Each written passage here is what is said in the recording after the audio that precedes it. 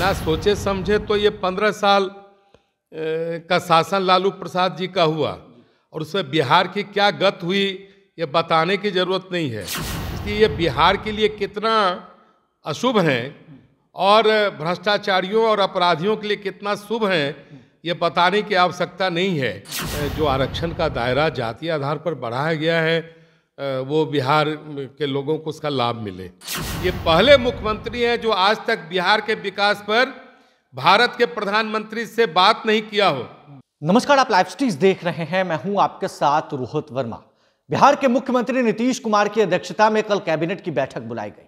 Cabinet की बैठक में 40 एजेंडों पर मुहर लगी है, जिसमें 2 बड़े एजेंडे हैं। देखिए, केंद्र सरकार को प्रस्ताव 75% आरक्षण को लेकर भेजा गया है। बिहार सरकार ने जो है प्रस्ताव भेजा है कि भारत के संविधान में 9वीं शेड्यूल में इसको शामिल किया जाए, जिससे कोई दिक्कत ना हो, सुप्रीम कोर्ट में या फिर किसी भी कोर्ट में कोई चैलेंज ना कर सके। हमारे साथ बिहार के पूर्व डिप्टी सीएम तारकिशोर प्रसाद जी हैं। अब इसको किस तरीके से देख रहे हैं? 75% आरक्षण आप लोगों ने भी साथ दिया। लोगों ने बिहार विधानसभा में या बिहार विधानमंडल में जातीय आधार पर 65% का आरक्षण बिहार में हो, हम सबों ने सर्वसम्मति से साथ दिया और आज भी कायम है। हम तो चाहते ही हैं कि जो आरक्षण का दायरा जातीय आधार पर बढ़ाया गया है वो बिहार के लोगों को उसका लाभ मिले।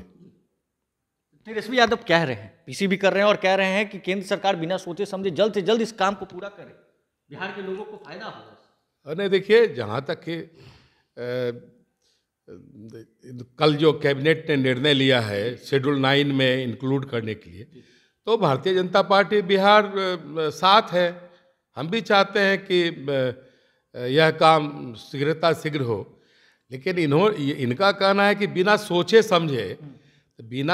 समझे तो ये 15 साल का शासन लालू प्रसाद जी का हुआ और उसमें बिहार की क्या गत हुई ये बताने की ज़रूरत नहीं है। लालू प्रसाद जी कहते हैं कि ऑस्ट्रेलिया से मैच में क्रिकेट में भारत इसलिए हारा कि नरेंद्र मोदी अशुभ हैं।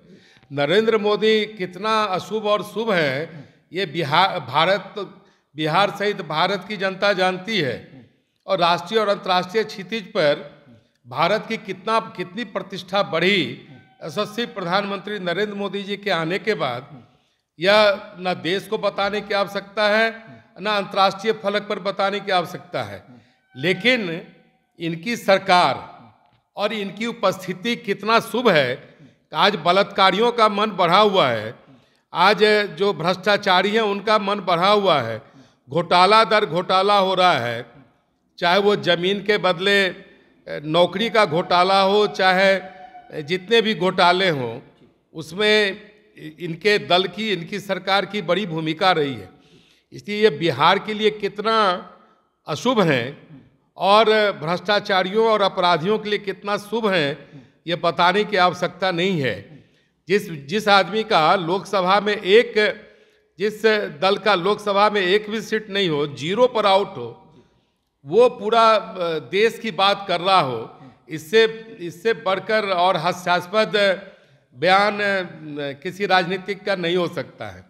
बिहार को विशेष राज्य की दर्जा की मांग एक बार फिर से उठी है। केंद्र सरकार से राज्य सरकार ने अनुरोध किया।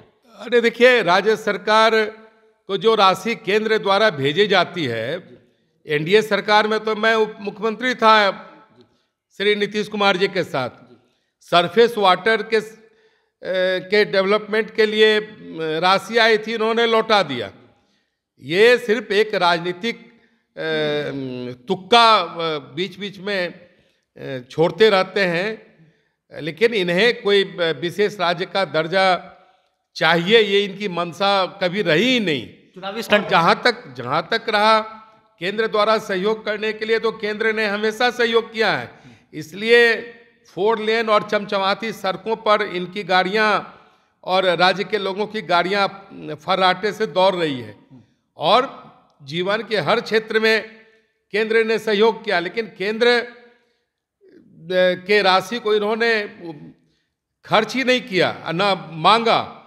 देखिए, ये हिंदुस्तान की राजनीति में और हिंदुस्तान में जितने राज्य हैं ये पहले मुख्यमंत्री हैं जो आज तक बिहार के विकास पर भारत के प्रधानमंत्री से बात नहीं किया हो। इस बात का खुलासा क्यों नहीं करती है महागठबंधन की सरकार कि उनका मुख्यमंत्री आज तक बिहार के विकास पर प्रधानमंत्री से बात नहीं करने का साहस है, बात नहीं करता हो, और वो सरकार विशेष राज्य के दर्जा की मांग करती है। उन्हें सब पता है कि 14वें वित्त आयोग ने जिस प्रकार से टिप्पणी की है उसमें विशेष राज्य का दर्जा किसी राज्य को मिलना संभव नहीं है, लेकिन इन्हें एक राजनीतिक पांसा फेंकना है, क्योंकि ना ये इंडी गठबंधन के संयोजक बन पाए, न प्रधानमंत्री पद के लिए इनका नाम कोई उछाला, किसी ने इन्हें तरजीह नहीं दी, तो अब फिर कुछ नया मुद्दा चाहिए जिससे राजनीति में राजनीतिक जीवंतता इनकी बनी रहे। इसलिए श्री लालू प्रसाद और श्री नीतीश कुमार जी अपनी राजनीतिक जीवंतता को बनाए रखने के लिए कुछ कुछ ऐसी अनर्गल बातें कहते रहते हैं जिससे कि मीडिया में उसे जगह मिले। एक अंतिम सवाल मेरा, जेडीयू भीम संवाद कर रही है, दलित वोटों को एक करने के लिए एक मेगा इवेंट जेडीयू करे, क्या नीतीश कुमार इसमें कारगर साबित होंगे? नहीं, देखिए, नीतीश कुमार जी मुख्यमंत्री हैं, 18 वर्षों से मुख्यमंत्री हैं, और उसके बावजूद भी अगर दलित को लुभाने के लिए इन्हें संवाद करना पड़ रहा हो, अरे मुख्यमंत्री तो अपने कार्य से दलित, महादलित, पिछड़ा, अति पिछड़ा, सामान्य सबको कहीं न कहीं गोलबंद करेगा। देखिए, तो साफ तौर से जिस तरीके से अब लालू प्रसाद यादव ने पीएम मोदी पर हमला बोला, तो इधर बीजेपी के तारकिशोर प्रसाद ने भी साफ साफ कहा है कि बिहार के लिए लालू प्रसाद यादव अशुभ है, और आगे देखना है किस तरीके से 75% आरक्षण का प्रस्ताव जो है वो केंद्र सरकार को भेजा गया है, 9वीं सूची में शामिल करने की बात कही जा रही है।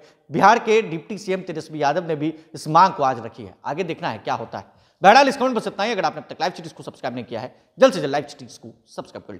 धन्यवाद। बिना सोचे समझे तो ये 15 साल का शासन लालू प्रसाद जी का हुआ, और उसमें बिहार की क्या गत हुई ये बताने की जरूरत नहीं है। इसलिए ये बिहार के लिए कितना अशुभ है और भ्रष्टाचारियों और अपराधियों के लिए कितना शुभ है ये बताने की आवश्यकता नहीं है। जो आरक्षण का दायरा जातीय आधार पर बढ़ाया गया है वो बिहार के लोगों को उसका लाभ मिले। ये पहले मुख्यमंत्री हैं जो आज तक बिहार के विकास पर भारत के प्रधानमंत्री से बात नहीं किया हो।